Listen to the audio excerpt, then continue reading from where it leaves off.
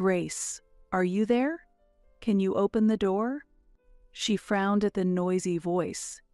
It was the usual voice of her mother-in-law. She wished for a bit more consideration. She had been enjoying her comfort. Open the door. Wanting to avoid troubling the neighbors, she reluctantly opened the front door. You can't even have children, yet you think it's okay to just walk out on everything? As a wife, that's unforgivable. Her husband, his mistress, and her mother-in-law were all gathered together. What? Considering the new wife and the grandchild that's on the way, we'll take this house as part of any property division. Please leave. Yes, please leave right away. That's right. Farewell, you infertile. They said it without any hesitation. They didn't realize what they were misunderstanding. My name is Grace. I am a 43-year-old office worker. My husband, Cesar, is a year younger than me. We wanted to naturally have children, but it never happened. After many discussions, we chose to live with just the two of us. I have no regrets. Since getting married, we've lived in an old but convenient one-bedroom apartment. While living modestly, we save money for our own home. I recently transferred to the planning department at work, which I had always hoped for. The tough job in sales paid off, I was promoted smoothly, and I've become trusted within the company. For me, without children, my work is my passion. However, my husband was in a different situation. What? You quit your job again? Yes. Why did you do that without any discussion? I was lost for words due to the shock. I refused a transfer, and my boss became annoyed. And you decided to quit because of that. That's what happened, but actually I'm at a loss. I was unjustly fired. I sighed. In that case, you should sue for compensation. No, I don't want to make a big deal out of it. Why not? I understand. In reality, it wasn't an unjust firing. This is a problematic habit of his. He can't keep a job. It's not that he's unserious, but he suddenly gets fed up and quits. Every 2 or 3 years, changing jobs has become the norm, and each time it disrupts our household budget and our rhythm of life. As a partner, it's hard to say he should endure even the tough jobs. However, we're already in our 40s. Frequent job changes only increase the drawbacks. There are times when I feel fortunate we don't have children. My support alone won't be sufficient for a family with children. If something happens to me, will he be able to support us? I knew this, but as time passes, reemployment doesn't progress as expected. The timing is certainly bad, but age and past career history are also factors. He can't hide his irritation. He doesn't do any housework and just stays at home sighing all day.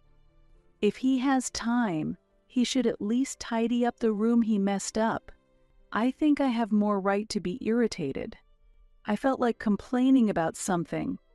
The house was small, and there's no escape, which made it tough at times like these. I tried to calm down. Fighting wouldn't accomplish anything. I held back my complaints and watched how my husband was doing. The job he eventually secured was a contract position at a factory. It wasn't what he hoped for, but it was better than being unemployed. Let's move forward step by step again. We can overcome this if we're together. That's what I was thinking when I received a call from my mother-in-law. Hello, is this Grace? Mother-in-law, what's the matter? I've heard that you've been cold to Cesar. What? I was so surprised that I let out a strange sound. I didn't know what she's referring to. Are you being harsh to Cesar, who is hurt from being fired? Please wait, mother-in-law. That's not the case at all. What in the world is she talking about? I want to ask her the same. Did you harshly tell him to find a job quickly or clean up? I didn't understand how it came to this. It's true that I have indirectly mentioned things like, "It would be nice if you could find a job soon, or please clean up the mess you made." However, I never spoke in a commanding tone. This is also one of my husband's troubling habits, reporting everything to his mother as soon as something happens. Moreover, he tends to exaggerate the facts. It's also a problem that my mother-in-law always believes him immediately, but I wonder when she will finally let go of her child. That's unfair. Caesar wouldn't criticize you, would he? There's no reason for that. Why would you say that? You think you shouldn't be criticized. Isn't it your fault you can't have children? What? There are things more valuable than a job. Regrets won't turn back time. Why is it considered my fault that we don't have children? It seems my husband is telling convenient lies. We agreed on this together, yet I feel betrayed. He might want to save face, but turning his mother against me to make me the villain is childish. As a couple who have been together for a long time, I believe we should maintain trust, so I decided to talk to my husband that night. Please don't exaggerate things to your mother. If you have any complaints, tell me directly. Let's do that considering our future, shall we? My husband, seeming uninterested, started fiddling with his phone during the conversation. Please listen. Be quiet. I'm getting a call from work. With that, he left the seat. The discussion did not continue afterwards, and he just disappeared into the bedroom. Was he in a bad mood, or perhaps tired from his job at the factory? It couldn't be helped. I had to try to talk to him again later, but the next day he avoided the discussion again, saying he was tired and sleepy. The following day, he returned home late at night from a welcome and farewell party at work. He spent the entire day in bed with a hangover. In the following days, he was late coming home due to overtime and social obligations. He is clearly avoiding the issue. He intends to leave things ambiguous, but that won't solve anything. The baseless accusations from my mother-in-law are painful. I rubbed my eyes as I waited for my husband to return. We shouldn't keep postponing the problem. One late night, my husband returned home in a good mood, humming, "Welcome back. You're up? What a surprise. What's up? Did something happen? I was waiting for you, Caesar." "What?" He looked annoyed. "Why are you avoiding this? You're being noisy. You're acting strangely. You're persistent. If there's something, just write it down on a note." "A note? You mean we don't have to talk directly?" "Yeah. Are you still hung up on that old issue?" Really persistent. I was stunned by his words. Has he forgotten our marriage vows? He nodded when I said that an ideal couple understands each other. "I used to like your seriousness, but now you're inflexible and oppressive. If you don't want to lose me, you need to change your attitude. There are plenty of other women." "What do you mean?" "Just what I said. Are you having an affair? I've been harboring doubts about my husband's recent behavior. Are you joking? What have I done wrong? I'm telling you, you're being annoying. Do you want a divorce?" "Don't use that kind of language." My husband clicked his tongue. He pulled a green paper from his bag and thrusted it at me roughly. It was a completed divorce form. "Why do you have this?" "I was asked to fill it out." "By whom?" "You should be able to guess." "No, I don't understand." "There's a woman who wants me to submit it." I was at a loss for words. Was my husband asked by his affair partner to write this divorce form? Don't act so high and mighty when you understand. You're useless without me. My hands trembled as I clutched the divorce form. My heart rate increased. What time do you think it is? I'm going to sleep. You should cool down somewhere else. My husband disappeared into the bedroom. I stared at his name written on the divorce form.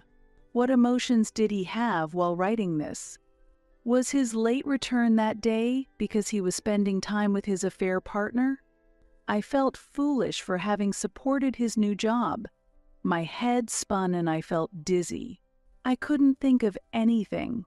As he suggested, I decided to cool my head. I quietly gathered all my essentials and left the house. A month later, I have not returned home since that day.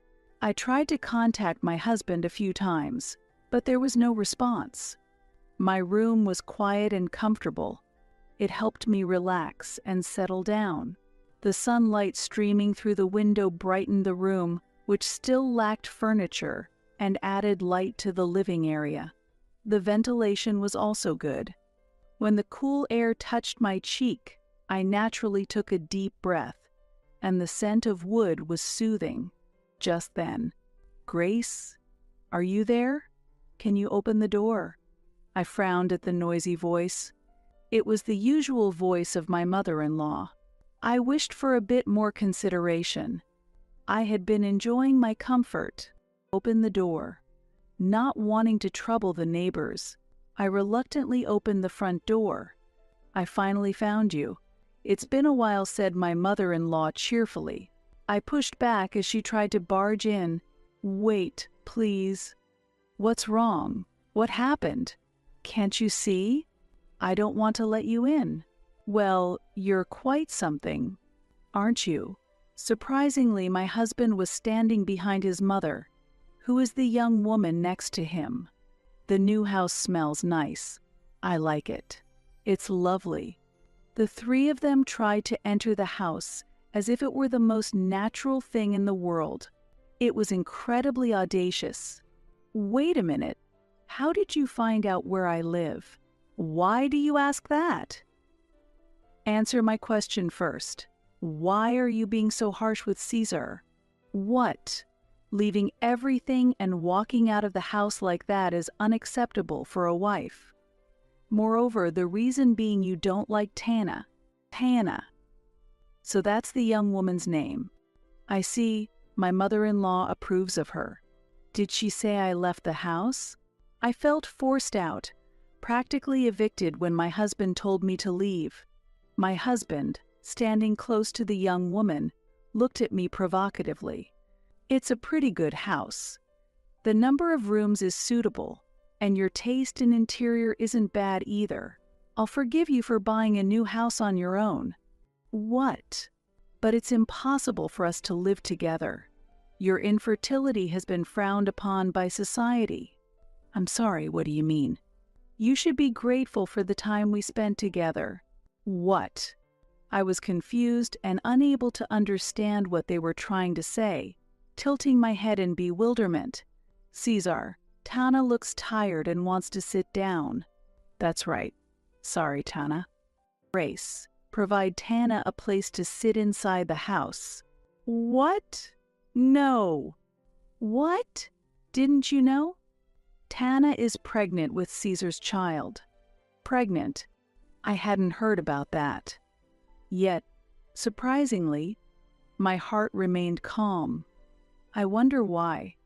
Was it because the succession of shocking events has numbed my sense of reality, or have my emotions become paralyzed? Pregnant women should be respected, you know? It might be hard for someone who is infertile to understand. Is that so? Haven't you realized yet? We've decided to accept Tana as family instead of you, Grace. We want you to give up this house as part of the property settlement and leave. Yeah, get out quickly. Yes, it must have been hard for you, being infertile. They said it without any hesitation.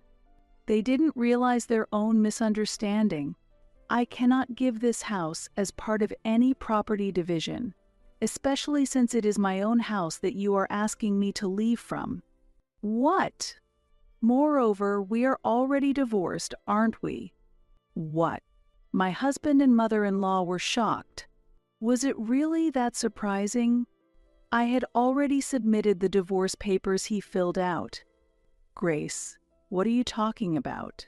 We were supposed to start a new life together. I have no such intention. My mother-in-law panicked and my husband became furious. Why would you say such a thing? I bought this house with my own money. What? Their disbelief was astounding. It seems he hadn't read a single email I sent. Do you really know nothing? The night my husband handed me the divorce papers, the days of endurance I had suffered through were released in an instant, enveloping me in joy.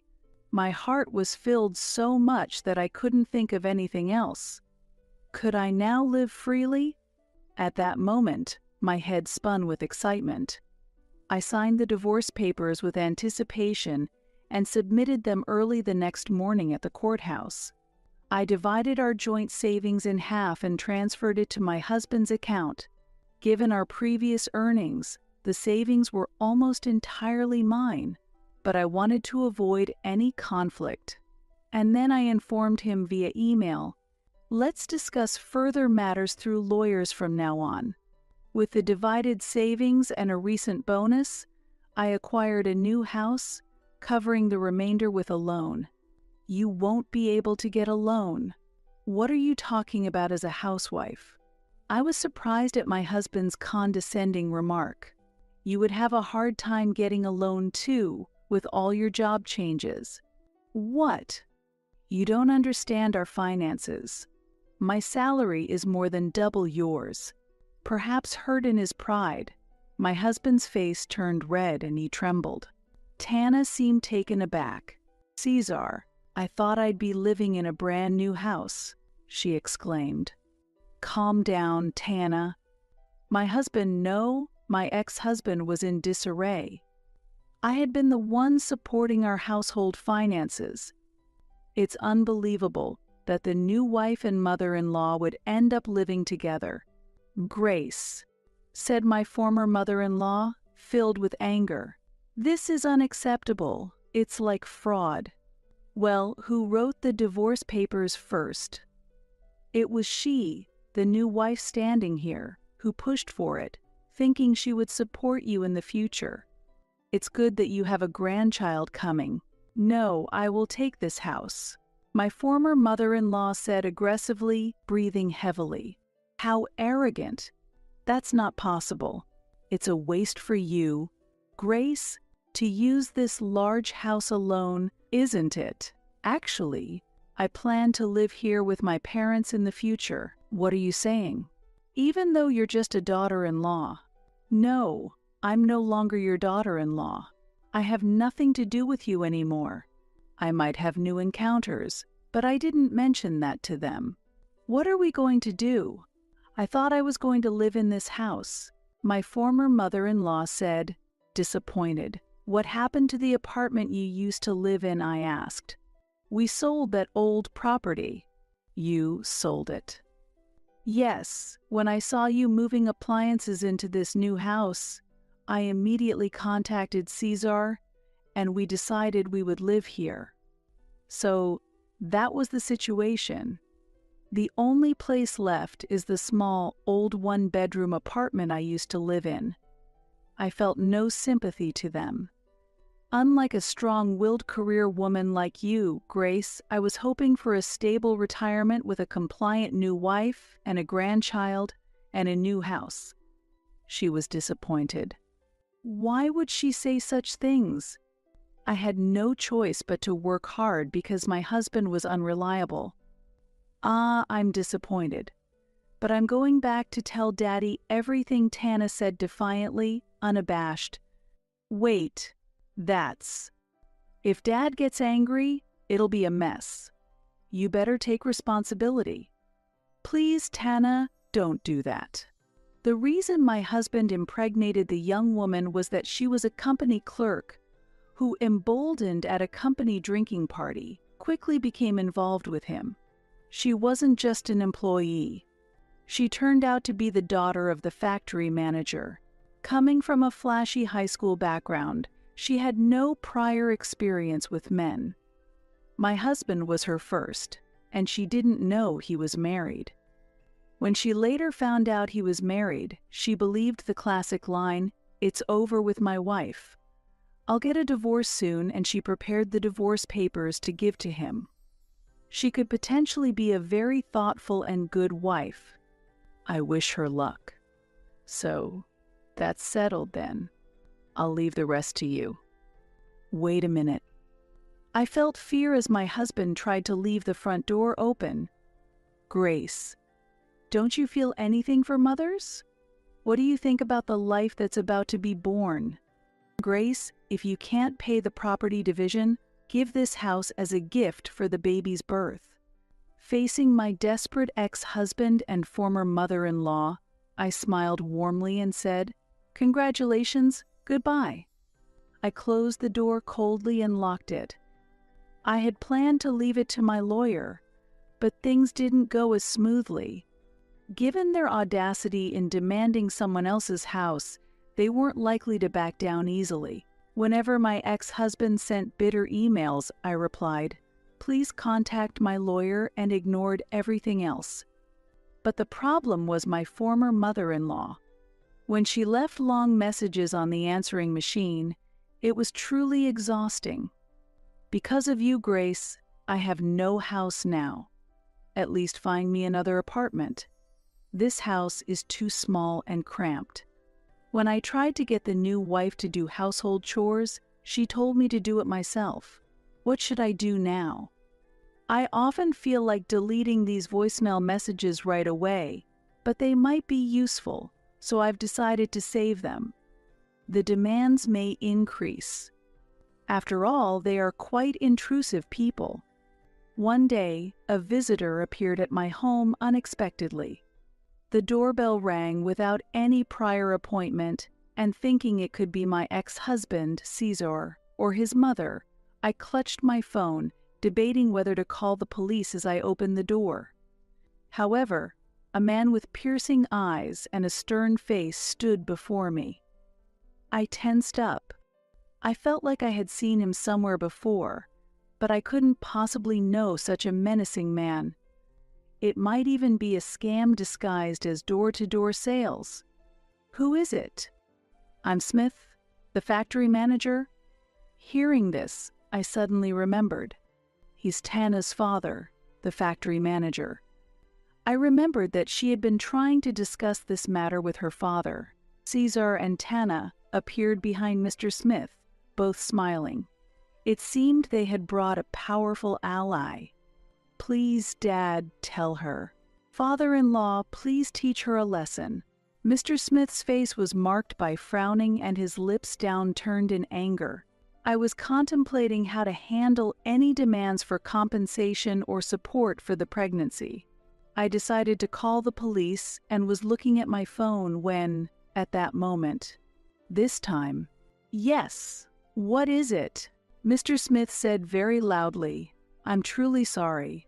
After saying that, the factory manager, Mr. Smith, grabbed the heads of my ex-husband, Caesar, and Tana forcefully, apologized to her properly.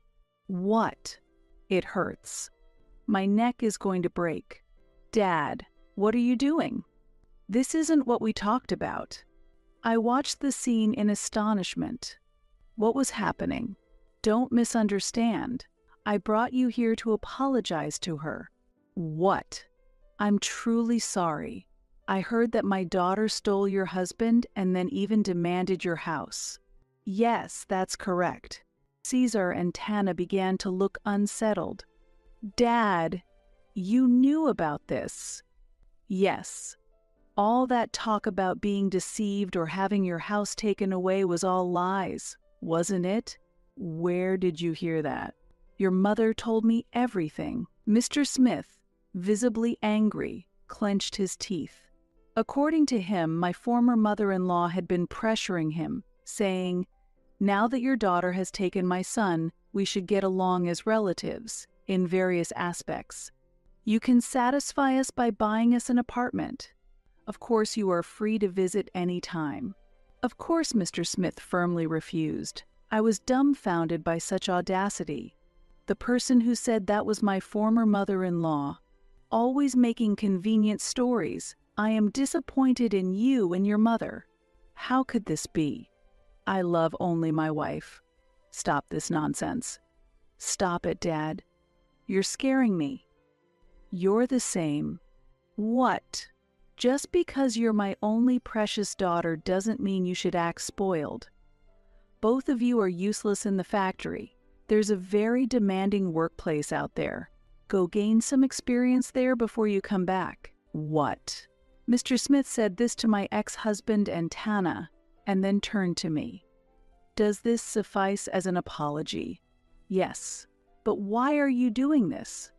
Let's continue to keep in touch. I was utterly confused about what was happening, stared at his face, and then it dawned on me. Yes, it was a long time ago. He was the head of the administrative department of a company I used to deal with when I was in sales. I'm truly sorry for not recognizing you. Due to a business merger, I'm now managing a newly built factory.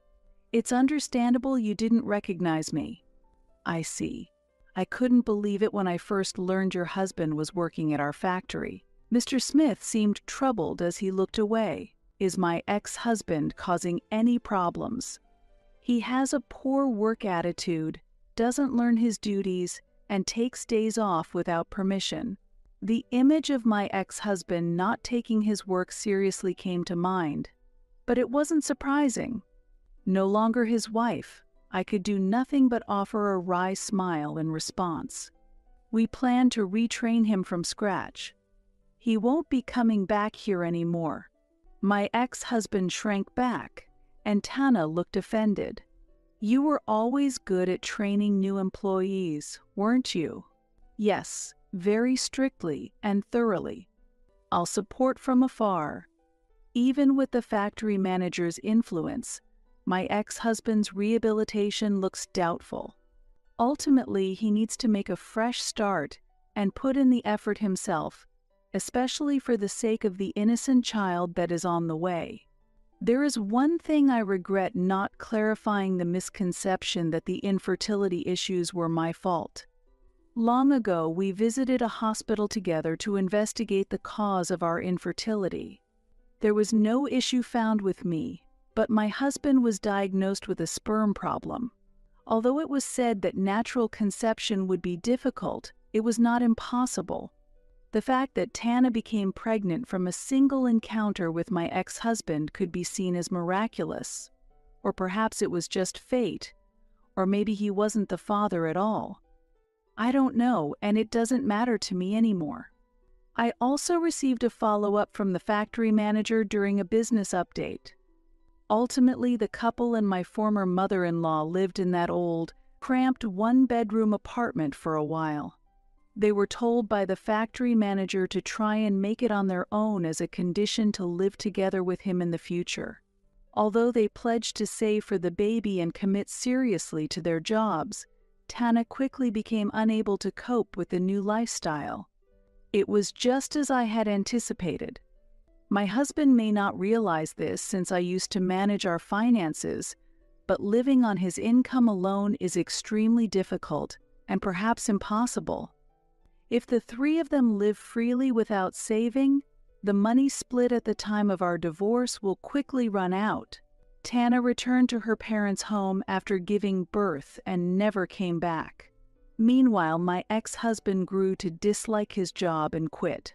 In a panic, my former mother-in-law demanded her daughter and grandchild back, which led to her visiting the factory manager's home and subsequently caused a disturbance that resulted in the police being called. Truly shameful. Everyone is too selfish. However, it's no longer my concern, so I refrained from asking for further updates. I wish Mr. Smith the best. My new home is very comfortable.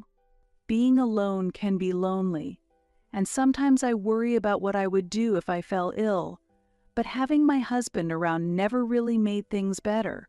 Living alone isn't different from what I've been doing all along. I always believed that spouses should support each other, but in reality, it was just my husband relying entirely on me. The absence of someone who was never truly needed has not caused any inconvenience. 7 years have passed, and my parents, whom I brought from my hometown, now live with me in my well-acquainted home. Additionally, a former colleague from my sales department days also lives with us. He was once a top competitor of mine, consistently excelling in performance. After I moved to the planning department, the competition dwindled, and it seems he missed our occasional encounters. I felt the same way. Knowing about my divorce, he promptly proposed a relationship, and now he has become a husband in whom I can place my complete trust. Having worked together for a long time, we can talk about anything without reservation. He is an ideal partner. I look forward to continuing our life